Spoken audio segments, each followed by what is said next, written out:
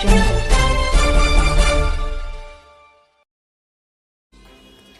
अयोध्या में राम मंदिर के भव्य ध्वजारोहण समारोह के लिए तैयारियां जोरों पर हैं।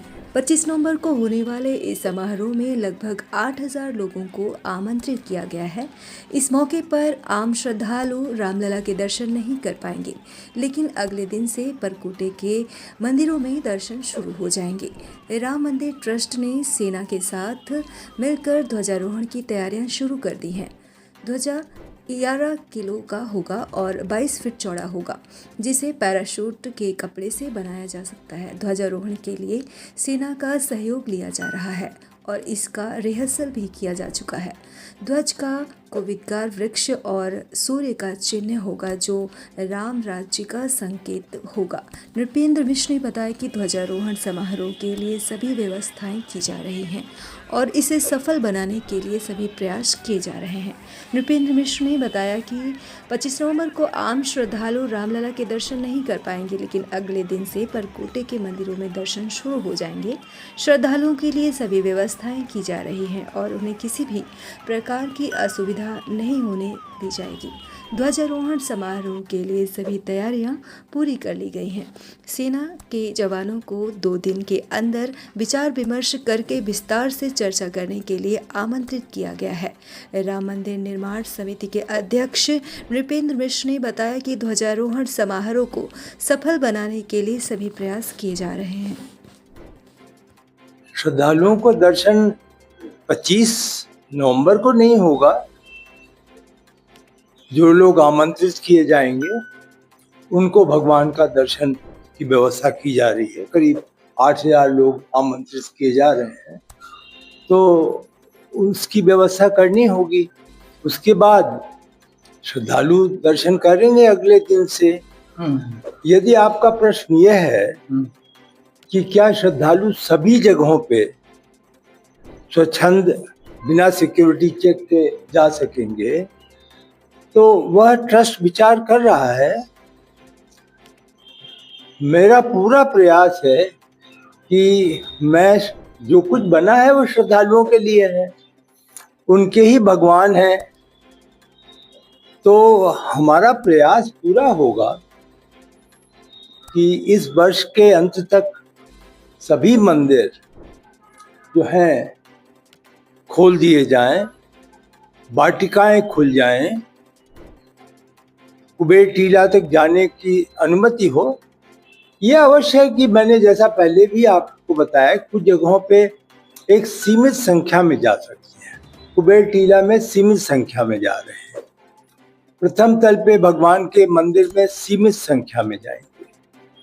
तो इस प्रकार से व्यवस्था की जा रही है और ट्रस्ट भी पूरी तरीके से इस जिम्मेदारी से अवगत है कि अब जल्दी जल्दी इस सभी कार्य को पूर्ण करके श्रद्धालुओं के समक्ष हम जा सकें कि जो निर्माण कार्य उन्होंने विश्वास के साथ हमें दिया है वो पूरा हो गया। इसमें कल बैठक किया आपने, बैठक में क्या चर्चा हुई है? देखिए, कल बैठक में बहुत महत्वपूर्ण बात चर्चा हुई।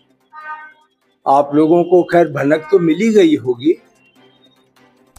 जो पताका लहराया जाना है वह एक बहुत बड़ी चुनौती है, क्योंकि एक ऊंचाई पे जाएगा और जो शिखर है वो आपको मालूम है कि वो कोनिकल शेप में है। फिर वो प्लेन तो है नहीं, उस पर आइकोनोग्राफी का कार्य है। तो वह कैसे जाएगी पताका के साथ, जो डंडी है उसका पूरा का पूरा, और वो छोटा मोटा नहीं है, वो 11 फीट का है। 11 फीट का आप सोचें ऊंचाई और 22 फीट की चौड़ाई, इस प्रकार का पताका है। तो कल सेना के लोग आए थे, वरिष्ठ अधिकारी सेना के आए थे और उन्होंने रिहर्सल किया, क्योंकि उन्हें बड़ा अनुभव है। वो अनुभव करते हैं 15 अगस्त, 26 जनवरी, फिर उनके यहाँ तो बहुत सारे अन्य दिवस भी होते हैं आर्मी के। तो उनको हमने अनुरोध किया था कि कृपा करके आप आए। वो आए, उन्होंने सब देखा उन्होंने कुछ राय दी है, हम उनकी राय को पूरा क्रियान्वित करेंगे। हम उसमें किसी प्रकार का अपना हस्तक्षेप नहीं चाहेंगे, क्योंकि वह तो आप सोचिए पूरा विश्व देख रहा होगा उस समय, पूरे विश्व में वो रिले हो रहा है। ये एक तरीके से इस मंदिर का और भगवान राम का एक कार्यक्रम जो है वो केवल अखिल भारतीय नहीं है, तो विश्व में जो भी है वो, और आप मान करके चलें कि ये कोई एक अकेले धर्म से मर्यादा पुरुषोत्तम नहीं जुड़े हैं।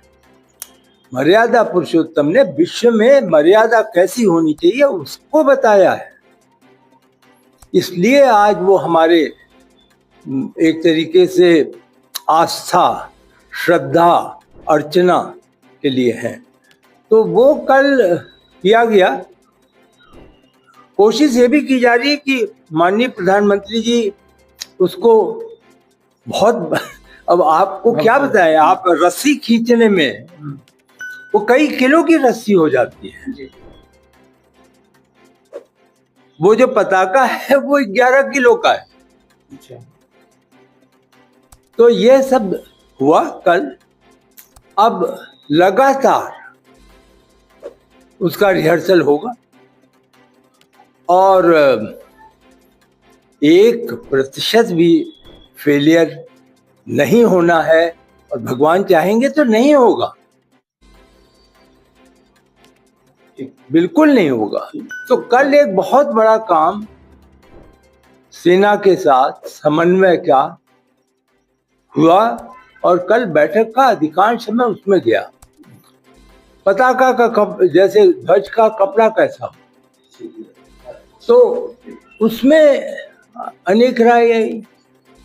एक विचार विमर्श ये भी हुआ कि जो पैराशूट का कपड़ा होता है वो सबसे मजबूत होता है। आप सोच ही सकते हैं पैराशूट जब नीचे आ रहा है तो वो क्या हो, वो कैसा होगा, उसका वजन क्या होगा। ये निश्चित किया गया है कि सेना के लोग हमें इसकी सूचना अगले 2 दिन में देंगे, और दिल्ली जाने के बाद मैं इसको फर्दर फॉलो अप करूंगा। तो ये कल का कार्यक्रम था। आज पूरा मंदिर का कार्यक्रम है। अब तो समापन की ओर है, सूचना समापन की है, अब कोई नया निर्माण नहीं है। और कल हमारे आदरणीय चंपत राय जी ने जो विज्ञप्ति जारी की है वो आप देखें तो वह इतनी पारदर्शी है, हर चीज उन्होंने स्पष्ट कर दी है कि क्या पूरा हो गया निर्माण, क्या आगे भी होगा, इस प्रकार का उन्होंने किया है। तो हम सब मिलकर कार्य कर रहे हैं। मगर पर कोटे चिन्ह क्या है? चिन्ह पताके में चिन्ह क्या? हाँ, पताके में चिन्ह जो है वो आपको मालूम है कि एक तो वो जो उनके परिवार का जो इस समय का पेड़ का चिन्ह था, तो कचनार तो नहीं है वो, लेकिन कचनार की एक वैरायटी है वो, कोविदार। हाँ कोविदार। तो कोविदार वृक्ष होगा, बहुत कम वृक्ष अब वो मिलता है, लेकिन उसका सब ढूंढा गया, डिजाइन प्राप्त की गई, और संभवतः उसके साथ भगवान के इक्ष्वाकु वंश का जो सिंबल है, चिन्ह है, सूर्य भगवान, उसका संकेत होगा। परकोटे में अगर बात की जाए, परकोटे का काम कितना पूरा हुआ है? परकोटा पूरा हो गया, जी हाँ, परकोटा पूरा हो गया है। अब तो जो रैंप था, आने जाने का रास्ता, वो बंद हो गया, वो पूरा हो गया। अब क्योंकि वहां पे 4 या 6 पैनल नए निकले हैं, तो उसमें अब वो जो ब्रॉन्ज के म्यूरल्स हैं वो लगाए जा रहे हैं, और वहां पे रेलिंग लगाई जा रही है। तो परकोटा का कार्य आप ये मान के चलें कि 5 नवंबर तक परकोटा में निर्माण हर दृष्टि से पूरा हो जाए।